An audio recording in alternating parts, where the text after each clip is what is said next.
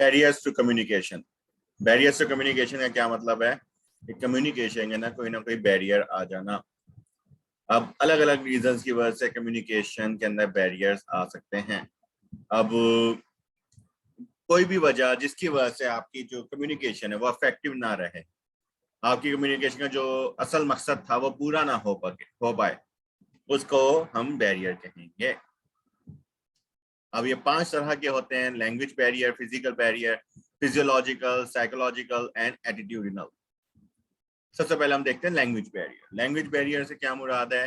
कोई भी words, jargon, different languages जो हम कम्युनिकेट बाय सेंडर रिसीवर हों, उनको हम लैंग्वेज बैरियर कहते हैं। अब जार्गन्स कौन से वर्ड्स होते हैं? जो कि जैसे हम आईयूबी के स्टूडेंट्स हैं, हम कहें कि हम एमसी जा रहे हैं, अब अगले बंदे को पता ही नहीं एमसी का क्या मतलब है, या वो आप बोले पॉइंट पे सफर करना है हमने, अब उनको पता नहीं है। हम एक ऑर्गेनाइजेशन का पार्ट हैं, उसके अंदर जो भी वर्ड्स हम यूज करते हैं अपनी कम्युनिकेशन के लिए, ईज के लिए, उनको जार्गन्स कहते हैं। अब एक ही बात का अलग अलग मतलब भी हो सकते हैं अलग जगह। हम लोग यहाँ पॉइंट कहते हैं तो हमारे जहन में सीधी पहली बात क्या आती है? हमने बस में बैठना है। लेकिन नॉर्मली पॉइंट का क्या मतलब होता है कि आप अपनी बात पर आओ, मुद्दे पर आओ, टू द पॉइंट बात करो। इस तरह से करके कम्युनिकेशन होती है। तो लैंग्वेज बैरियर क्या हो गया? जार्गन्स की वजह से हो गया, या डिफरेंट लैंग्वेजेस की वजह से हो गया, या लोगों की एजुकेशन की वजह से हो सकता है हमने इंफॉर्मेशन उन्हीं की लैंग्वेज में लिखी भी हो लेकिन वो पढ़े लिखे ही ना हो कि वो पढ़ सकें। तो ये सब कुछ लैंग्वेज बैरियर है। इलिटरेसी भी एक लैंग्वेज बैरियर है। फिजिकल बैरियर क्या हो गया? हमने जो कम्युनिकेशन के लिए इक्विपमेंट यूज किया है वो खराब था। जैसे आपने मोबाइल से मैसेज भेजा, मोबाइल का रिकॉर्डर ही खराब था, वो मैसेज किया ही नहीं। या आपने जिस डिवाइस से भेजा उस डिवाइस का वाईफाई या इंटरनेट से कनेक्ट ही नहीं होता था, वो डिवाइस तो मैसेज ही नहीं पहुंचा। उसके अलावा बैकग्राउंड नॉइज, आपके बैकग्राउंड में कोई शोर हो रहा हो, जैसे ट्रैफिक अक्सर डिस्टर्बेंस क्रिएट करता है। वो कहते नहीं है लोग कॉल्स के ऊपर भी, भाई पीछे शोर बंद कर दो, ये क्या शोर आ रहा है, उसकी वजह से कम्युनिकेशन नहीं हो पा रही। या उसके अलावा जियोग्राफिक डिस्टेंसेस के आप लोग पास नहीं बैठे हुए, दूर दूर बैठे हुए हो, तो आप लोग कम्युनिकेट नहीं कर पा रहे। ये सारे फिजिकल बैरियर्स में आ जाता है। अगला होता है फिजियोलॉजिकल बैरियर। फिजियोलॉजिकल बैरियर कौन सा है?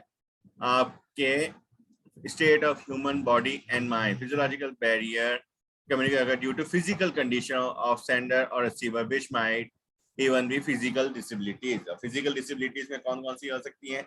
बंदा अंधा है, वो आपकी बात पढ़ ही नहीं पाया। बंदा बहरा है, वो आपकी बात सुन नहीं पाया। बंदा गूंगा है, वो अपनी बात आप तक पहुंचा नहीं पाया। तो ये सारी फिजियोलॉजिकल बैरियर्स हैं जो कि फिजिकल डिसेबिलिटीज की वजह से भी हो सकते हैं। अब मेंटल डिसेबिलिटीज भी होती हैं, उनकी वजह से होती हैं साइकोलॉजिकल बैरियर्स। अब अगला बंदा अपने जहन के अंदर ही नहीं बैठा, वो नॉर्मल स्टेट ऑफ माइंड के अंदर ही नहीं है, वो आपकी बात समझने के काबिल ही नहीं है।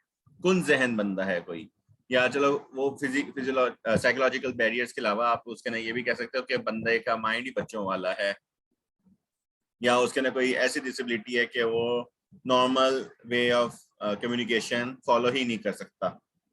उसके अलावा काफी सारे साइकोलॉजिकल के अंदर होते हैं। आप अगर डरे बैठे हो तो हो सकता है आप एक बात को अलग तरीके से समझो, आप गुस्से में बैठे हो तो आपके मूड की वजह से भी बात का अलग मतलब बन सकता है। साइकोलॉजिकली आप कैसे प्रेजेंट हो उसके ऊपर डिपेंड करता है। साइकोलॉजिकल बैरियर्स के अंदर आपकी अलग बीमारियां भी आ जाती हैं। आपको क्या कहते हैं, इसके अंदर आपके आ जाएंगी बीमारी रिलेटेड टू स्किज़ोफ्रेनिया आ गई, मल्टीपल पर्सनैलिटी डिसऑर्डर आ गई, अलग अलग साइकोलॉजिकल बीमारी है जो आपके आ जाती हैं। अब एटीट्यूडिनल बैरियर। अब एटीट्यूड क्या है? आपका एटीट्यूड ही नहीं है, आपका बिहेवियर ही नहीं है, आपने बात सुननी नहीं है, आपका दिल नहीं कर रहा, बस नहीं सुनेंगे, आपका दिल नहीं है। जैसे अक्सर स्टूडेंट का होता है कि वो छुट्टी कर लेते हैं क्योंकि उनका दिल नहीं था आज पढ़ने का। तो ये एटीट्यूडिनल बैरियर्स हैं, उनका दिल ना होना।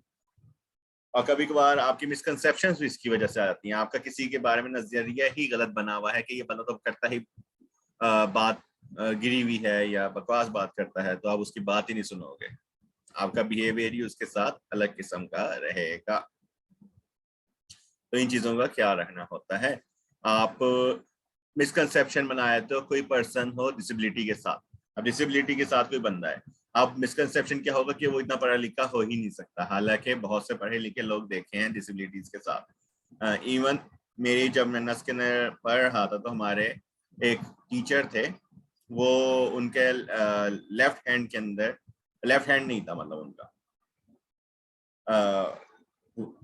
लेफ्ट हैंड ही उनका पूरा का पूरा नहीं था, सिर्फ राइट हैंड से, तो उनकी एक डिसेबिलिटी थी, तो वो उसके थ्रू भी वो कम्युनिकेट किया करते थे। अब एक टीचर थे, उनका क्या था, उनकी थोड़ी आईसाइट वीक थी, वो स्पेशल ग्लासेस पहनकर आके हमें पढ़ाया करते थे। तो अब वो भी, अब कोई ऐसी कंफ्यूजन हो जाए कि बंदा भाई ये डिसेबल है, इसकी बात ही नहीं सुननी, ये तो हो गई कुन जहन, तो आपका परसेप्शन ऐसा बन जाता है। उसके अलावा हाँ, ये दूसरी तरफ भी जा सकती है।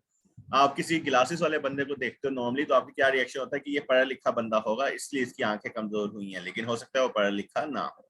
आपने एटीट्यूड के ना बेवजह उसकी बात को एक्स्ट्रा वेटेज देने शुरू कर दिए, तो वो नेगेटिव बैरियर की तरफ चले गए हो आप, वो भी गलत होता है। आपने बेवजह उसकी बात को ज्यादा मायने दे दिए।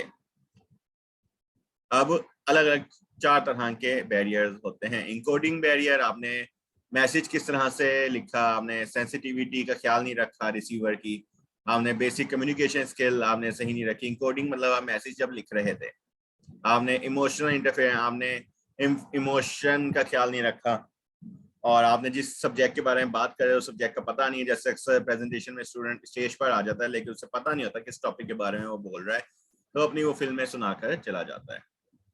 अब लैकिंग कॉन्फिडेंस, कॉन्फिडेंस सबसे ज्यादा इंपॉर्टेंट है। आपको सब आता हो लेकिन आप कॉन्फिडेंटली डिलीवर ना कर सको तो अगला बंदा समझेगा आपको कुछ नहीं आता, तो कॉन्फिडेंस इज इंपॉर्टेंट। अब ट्रांसमिटिंग बैरियर, इंकोडिंग ने क्या था, मैसेज किस तरह से लिख रहे हो, ट्रांसमिटिंग ने किया है कि आप उस मैसेज को ट्रांसमिट किस तरह से कर रहे हो। फिजिकल डिस्ट्रैक्शंस तो नहीं है कहीं उसके अंदर, कहीं चैनल आपने सही चूज किया हुआ है, आपने कहीं ऐसा तो नहीं है कि काफी सारे लोग व्हाट्सएप यूज ही नहीं करते, आपने व्हाट्सएप पे मैसेज कर दिया उनको, या काफी सारे लोग रूम में मौजूद ही नहीं थे और आपने सिर्फ क्लासरूम में बता दिया, बाकी सबको नहीं पता लगा। और उसके अलावा लॉन्ग कम्युनिकेशन चेंज, जिसको हम चाइनीज विस्पर भी कहते हैं, आपने वो गेम मैंने क्लास में प्रैक्टिस भी करवाई थी कि एक बंदे से आखिरी बंदे तक बात जाए तो हमेशा बात बदल जाती है। Lack of interest, lack of knowledge, decoding barrier के अंदर ये सारी चीजें आ, डिकोडिंग मतलब जो मैसेज पहुंचा है उसको डिकोड किस तरह से किया जा रहा है। अब लैक ऑफ इंटरेस्ट है बंदे में, सुनना ही नहीं है। लैक ऑफ नॉलेज, उसे पता ही नहीं है किस बारे में बात हो रही है। लैक ऑफ कम्युनिकेशन स्किल्स, उसको कम्युनिकेशन स्किल्स ही नहीं है उसकी। इमोशनल डिस्ट्रैक्शन, वो भी सैड हुआ हुआ है, वो भी दुखी हुआ हुआ है, वो भी नॉर्मल स्टेट ऑफ माइंड के अंदर ही नहीं है। और उसके अलावा इंफॉर्मेशन ओवरलोड उससे हो रहा है। इंफॉर्मेशन ओवरलोड क्या होता है कि आपको काफी सारी इंफॉर्मेशन मिल जाए जब आप किसी भी बात के इंफॉर्मेशन ना निकाल पाए। इंफॉर्मेशन ओवरलोड की सिचुएशन में होता है जैसे आप एडवर्टाइजिंग काफी सारी होने लग जाए टीवी के ऊपर, आपको किसी का समझ नहीं आएगा कि क्या है। आप लोग एकदम सोचने लग जाओगे कोलगेट आपको जूते बेच रहा है, या आपको जो सनलाइट वॉशिंग पाउडर है वो कंपनी आपके लिए हेयर स्टाइल्स बनाकर लेकर आ रही है। नहीं, क्योंकि आपने हेयर स्टाइल का भी ऐड देखा, जूतों का भी ऐड देखा, आपने कोलगेट का भी देखा, आपने कोका कोला का भी देखा, आपने सब चीजों का देखा, और सारे प्रोडक्ट्स उनके मिक्सिंग हो गए, तो इंफॉर्मेशन ओवरलोड हो गई। और कॉन्फ्लिक्टिंग मैसेज, कॉन्फ्लिक्टिंग मैसेज सबसे ज्यादा होता है कि आपको वो कहा जा रहा है कि जिंदगी के अंदर कैफीन कम होनी चाहिए। अब चाय का ऐड है, वो आपको कह रहे हैं कि लाइफ के अंदर कैफीन कम होनी चाहिए, फिर आपको कह रहे हूँ कि ये चाय पिए आपकी नींदें उड़ जाएंगी क्योंकि उसमें हाई कैफीन कंटेंट है, हमारी चाय लाजमी पिए, तो फिर तो वो कॉन्फ्लिक्टिंग मैसेज हो जाएगा ना। जैसे सिगरेट के एड्स होते हैं कि सिगरेट, तंबाकू नवेशी आपके लिए हानिकारक है, इस तरह से इंडियन मूवीज के अंदर वो एक ऐड आता है ना शुरू के अंदर, तो इसी तरह से अब, लेकिन उसके बाद वो सिगरेट का ऐड भी चल पड़ता है, तो उसके अंदर क्या है, उसके अंदर कॉन्फ्लिक्टिंग मैसेज है कि सिगरेट वो कह रहे हैं नुकसानदेह भी है, फिर वो कह रहे हैं इसका पीना भी चाहिए। अब रिस्पॉन्डिंग बैरियर, रिस्पॉन्डिंग बैरियर क्या है, नो प्रोविजन फॉर फीडबैक, मतलब आपने मैसेज इनकोडिंग में भेजा और ट्रांसमिटिंग इन्होंने मेथड यूज किया, डिकोडिंग अगले बंदे ने डिकोड कर लिया, लेकिन अब डिकोड करने के बाद वो जवाब भी तो देने के काबिल हो ना, आपने को उसको प्रोविजन ही दी फीडबैक करने की कि आपको वो मैसेज पहुंचा पाए, उसके अलावा वो आपको फीडबैक कम दे पाए।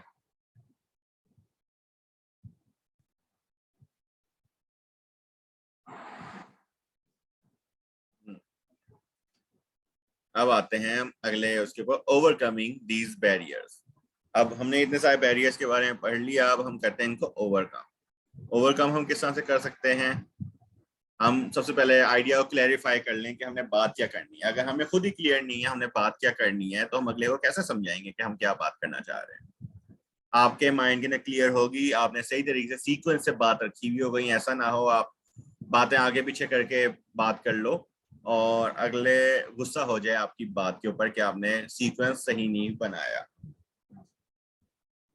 अब इसकी एग्जांपल क्या है, जैसे आपको कहा जाए कि आपने फैमिली से जाके पूछना है कि क्या, एक सवाल उनसे पूछ रहे हो कि आपकी शादी हुई है, वो क्या है, हाँ हमारी शादी हुई है, सॉरी हमारी शादी नहीं हुई। बाद में उनसे अगला सवाल पूछा आपके बच्चे हैं, तो फिर वो आगे से चपेट आएगी। अब इसको हम अगर क्लैरिफाई आपने नहीं किया था कि अगर वो नहीं बोलेंगे तो हो सकता है अगला सवाल आपने ना पूछना हो। अब वो बंदा कंफ्यूज हो गया, अब उससे उसने कहा कि सवाल आपने उलट पूछा। आप सही तरीके से ये होगा, पहले पूछो बच्चे हैं या नहीं। उसने जाकर अगले औरत से पूछा कि आपके बच्चे हैं, उसने औरत ने कहा जी मेरे बच्चे हैं। फिर उसने अगला सवाल पूछा कि आपकी शादी हुई है, उसे फिर मार खाई, क्योंकि उसने मैसेज क्लैरिफाई सही तरीके से नहीं किया था कि किस वक्त में क्या पूछना है या नहीं। तो क्लैरिफाई करना इंपॉर्टेंट है। अब अगली कौन सी, communicate according to the need of receiver. अब रिसीवर जो है उसकी नीड के हिसाब से आपने कम्युनिकेट करना है। अब सेंडर जो भी है कोई भी इंफॉर्मेशन भेज दे बेवजह जो रिसीवर किसी काम के नहीं है, तो कोई फायदा ही नहीं उस इंफॉर्मेशन का। आपने हमेशा रिसीवर का सोच के क्या रखना है, आपने ऑडियंस का सोच के क्या रखना है। अब आप लोग इनिशियल सेमेस्टर के स्टूडेंट्स हो, मैं अब आप लोगों को हाई लेवल की एजुकेशन देने लग जाऊं, जो कि आपने टॉपिक्स अभी पढ़े ही नहीं है, जो आपने अभी सब्जेक्ट्स पढ़े ही नहीं है, तो आपके किसी काम की नहीं होंगी, क्योंकि वो आपको इंटरप्रेट ही नहीं कर पाओगे। इंटरप्रेट मतलब आप उसके मतलब ही नहीं निकाल पाओगे कि क्या है। तो हमेशा रिसीवर का ख्याल रखते हुए आपने बात करनी होती है। उसके अलावा हमेशा आपने कंसल्ट अदर्स बिफोर कम्युनिकेशन। आपने हमेशा दूसरों का ख्याल रखना होता है जैसे ही आप कम्युनिकेट करने लगो। कहीं ऐसा ना हो कि आपने अगले का सोचा ही नहीं है, कि हो सकता है वो आपको बेहतर राय दे देता और आपकी बात को और ज्यादा बेहतर तरीके से कर देता। आप काफी सारे लोगों से आप डिस्कस करोगे तो हो सकता है आपकी बात इंप्रूव हो जाए। तो बेहतर होता है कि आप एक दो बंदों से डिस्कस कर लो, उनसे पूछ लो कि क्या ये सही तरीका है। कोई एक्सपीरियंस लोग हो, आपने एक जॉब स्टार्ट की है, उधर कोई सीनियर बंदा है, उनसे पूछ लो कि ये इस तरह से बात करूंगा तो सही होगी या नहीं, तो बेहतर रहेगा आपके लिए भी। उसके अलावा आपने हमेशा अपनी लैंग्वेज, टोन और कंटेंट और मैसेज का भी ख्याल रखना है। ऐसा ना हो कि आपकी लैंग्वेज गुस्से वाली हो, आपकी लैंग्वेज ऐसी हो जो कि जिसके अंदर इनफॉर्मल इंफॉर्मेशन ज्यादा हो। आपकी टोन क्या है, आपका कंटेंट और मैसेज क्या है। कहीं ऐसा तो नहीं है कि अगला बंदा आपकी बात सुन के ही उसका दिल टूट जाए। आपने बात इस तरह से करनी है कि अगले को अफसोस ना हो, आपका मैसेज में एक्स्ट्रा इंफॉर्मेशन भी ना हो, आपका मैसेज ब्रीफ होना चाहिए और बेवजह के एक्स्ट्रा टेक्निकल वर्ड्स जो उसको समझना है रिसीवर को, उनको यूज करने से अवॉइड करना चाहिए या ग्रेज करना चाहिए। अब convey things to of help and value to listener. अब लिसनर के लिए आपने हमेशा हेल्पफुल इंफॉर्मेशन भेजनी है। कहीं ऐसा ना हो आपने लिसनर का सोचा ही ना हो कि जिसको इंफॉर्मेशन जा रही है आप बेवजह एक्स्ट्रा इंफॉर्मेशन दिए जाओ जो उसके किसी काम की नहीं है, तो उसके लिए भी नुकसानदेह होगी वो। आपने रिसीवर का हमेशा इंटरेस्ट का ख्याल रखना है और रिसीवर का, ऑडियंस का सोचते हुए हमेशा कम्युनिकेट करने की ट्राई करनी है। और फीडबैक इंपॉर्टेंट होता है किसी भी कम्युनिकेशन के अंदर। आपने उससे पूछना है कि हाँ भाई मेरी बात समझ आ गई या नहीं। कोई बात रिपीट करनी है तो बता दो, कोई सवाल हो आपका या आप अपनी कोई राय देना चाहें इस बारे में, तो हमेशा उससे बेहतर ही होती है। एंड कंसिस्टेंसी का भी आपने ख्याल रखना होता है मैसेज के अंदर, कि आपने ऑब्जेक्टिव्स, पॉलिसीज, प्रोग्राम और सब कुछ आपने सीक्वेंस रखनी है। जैसे मैंने पहले भी बात की, कंसिस्टेंसी और मैसेज का मतलब है आपने एक जगह कह रहे हो कि सिगरेट नहीं पीनी, बाद में आगे सिगरेट का ऐड चला रहे हो कि ये तो लाजमी चीज है, तो वो काफी कॉन्फ्लिक्टिंग हो जाती है बात। आपने मैसेज को कंसिस्टेंट रखना है, जो आपने पहले बातें की हुई उनसे कॉन्ट्राडिक्ट ना हो। एंड फाइनली कम्युनिकेशन के अंदर ये नहीं सोचना कि आपने हमेशा अपनी बात ही सुनानी है। आपको कभी कभार, बल्कि हमेशा अच्छा लिसनर भी होना चाहिए। आपकी कम्युनिकेशन स्किल्स, अगर लिसनर आप अच्छे नहीं होगे, आप बेवजह हमेशा सुनाते ही रहोगे, अगले से कुछ गेन ही नहीं करोगे, उसकी बात ही नहीं सुनोगे, उससे फीडबैक नहीं लोगे, तो आप कैसे अपनी राय दे सकते हो, आप कैसे इंप्रूव हो सकते हो। आपने उसकी बात ही नहीं सुनी, आपने इस वजह सजेशन दे दी जो कि उसके लिए नुकसानदेह हुई। तो इससे बेहतर क्या था, आप उसको मौका देते कि वो भी कम्युनिकेट करे और अपनी बात समझाए। एंड यहीं पर आपका लेक्चर कंप्लीट।